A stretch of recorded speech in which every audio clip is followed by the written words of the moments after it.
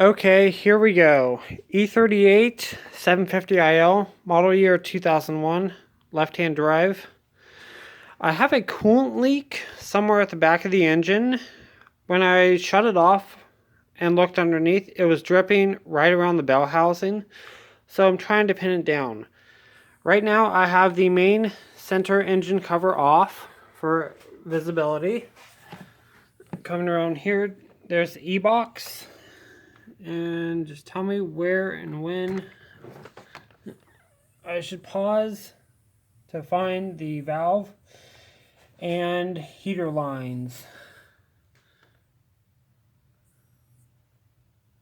Panning back.